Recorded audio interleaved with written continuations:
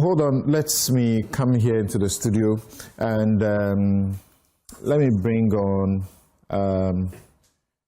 Oliver. And you are one of those who has consistently expressed, concern about the delay or supposed delay or the posture of the oral prosecutions. There were times that almost every day you would ask that oral should make you happy by, throwing up one prosecution or the other. So they've brought 2 more. Are you happy? Let me just say that. One of the okay. First of all, we can agree that the amount of money we are talking about in the context of National Service Authority is frightening. And I agree. Says the loss is in excess of 2 billion. I agree with him perfectly that the conversation about what has happened now isn't only a 2 individual problem and then we walk away from. If not, then we have not learned enough systemic lessons from this and how we deal with this cross-board. I actually believe that in any time where there's this mass payment systems, that there's deliberate attempts to corrupt the system to this end. We have heard the former Minister of Gender talk about similar issues within the school feeding program. I don't know whether there's any action that are going to be taken in connection with this. In fact, year in, year out, there are conversations around payments that are made for LEAP, which is poverty alleviation, and in terms of individuals and NAGO's names that are inserted in the process as well. So there are bigger problems that we need to audit more generally. But also, in connection with this, it is, even if you take the figures that the 2 people have been charged with, it is unbelievable that we would say that 2 individuals were able to steal over $60 million from the Republic, and it's just done. And that there's nothing system-wide that we need to be able to have a conversation with. Further, I am concerned, and even though, we have to, and I'm a friend of the 4th Estate, continue to pat the back of the 4th Estate on this, I don't remember a time when the state's own investigative agencies have been able to unravel a scheme of this regard. It is insufficient for me to say that, a couple of journalists themselves, just by asking questions, by writing to people to give us documents which the state itself can get without going through, there's a complete disinterest in state institutions giving information. The RTI process is deliberately frustrated when information is being sought across board, that the state is unable to unravel anything consistently. Then there's a question of, in this particular case, I would be surprised that there's not an enterprise framework to it. We know that the basic way in which our political system functions and fundings of the political parties is through these kinds of schemes.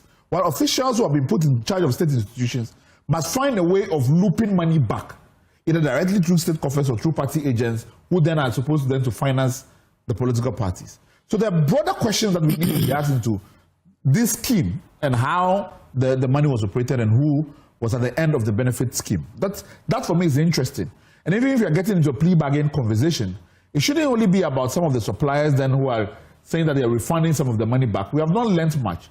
We ought to be able to work with these individuals themselves to understand where 600 million cedis was dissipated to.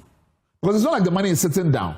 And the lifestyle of this individual has not suggested that he's bought half of the country with 600 million. The money went somewhere. We must, as a country, be interested in that conversation. So that's kind of my feeling about this. Now, in terms of oral itself, let's just take the committee itself, which is just whistleblowing, people coming forward and providing information like the 4th Estate has done. And we're talking about over 2,000 cases that all require independent and rigorous investigation. My challenge with oral is not that I have any doubt about the commitment of the Attorney General or the Deputy Attorney General, Justice Remsai, to lead this, but that I don't think that the institutional capacity to be able to properly investigate these things and to prosecute the wealth of cases we're talking about have been put in place.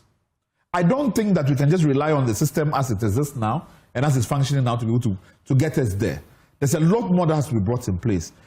And even as we're talking about the criminal aspect as well, I'm not seeing the civil department of the Attorney Generals also going and pursuing significant recoveries. So that's the frustration that I continue to have about, perhaps I was believing that when we're talking about oral, then it's It's a holistic scale that we're going to descend on crime, and not one piecemeal case at a time. So perhaps that's where my overall frustration is. But you have your fears that whilst we are pursuing the criminal process, the individuals, putting them in court, there will be dissipation and concealment of the loot, absolutely, allegedly. Absolutely. And so there should be a two-pronged approach. Yes, that's explain that. So in terms of these kinds of crime, where money is being taken from the states, there has to be chains of money laundering activities that are going on in trying to make the money disappear, whether through the regular banking system or outside of the banking system.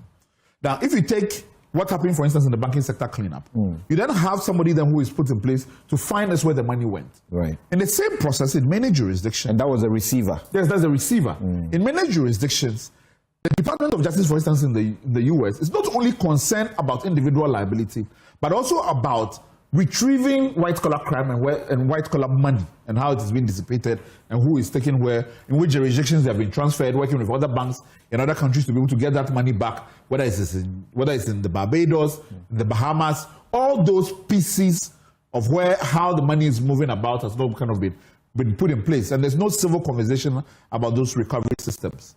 So the conversation we are getting about recovery is that in terms of certain individuals, they then will volunteer and say, okay, I'll bring back X. And so, listen. But when you put in place a system that is tracing funds, it better informs you as to how these monies even disappear. And how they are then put into, because there's significant breach of banking regulations if they're going through the banking system. And if they're not going through the banking system, in what other forms? I have heard even talk about people who are buying gold and then transporting this gold out. So this is transnational crime in itself that we have not even equipped ourselves to be able to facilitate and understand. One of the things that I have said in this connection is that it is true that our Attorney General's department are not sophisticated or have not been able to show prosecution of white-collar crime in generally. But we have not brought in other experts who are leading training, who are bringing in more young lawyers, prosecutors, who are showing us how to build that capacity progressively. So that's a concern. It's like taking the police department and saying that, okay, you're supposed to investigate murder, but then we have not built a capacity as to how the forensic science, how you're able to dash for fingerprints, how you're able to do DNA testing. All of that means that there's a host of crime that you would never be able to prosecute. And it's sad that one of the victims of that incapacity is the journalist, what's his name again? Ahmed Swale. That because we haven't built capacity, and the entirety of how we investigate is relying on one confession or the other, so that we're not then be able to equip the state in the long run in terms of how crime is becoming more complex. The other suspect in respect of his case, who was also put in court at the start of the year, has also been released. And that's an individual that I hope sues the state, because from the beginning when he was arrested, and then you are pushing the courts to continue to detain the individual, you must have something beyond, just mere suspicion, which is making you continue to push. You can't tell me that after how many years of investigation, when you say you have gotten a suspect, then there's something to work with. And it cannot just be that we want an individual to assist with investigation. You talk about following the money, and the state got the Auditor General to do an audit. And as we know it, the audit revealed, in respect of the former Director General, the audit revealed in one situation, he alone pocketed in excess of 8 million. That's 8.4 million. So your view is that we should be looking for that money immediately. Absolutely. Absolutely. I mean, I have followed some of the investigations that the Fourth Estate has done, and some of the information perhaps that is not necessarily in the public, that we know that some of this money went into political campaign financing. We know that in certain constituencies, people were being given money, that the state was the one providing money, and this was the money that was coming from some of the money that was coming out of this. So if we are really interested in having that holistic conversation in terms of where the money went, it will tell us a lot more than we are willing to get into. Because if the Auditor General is saying that the individual who has been charged with over 600 million, pocketed 8.4, that's over 500 million that we haven't gotten answers for. So that's kind of my sentiment on that.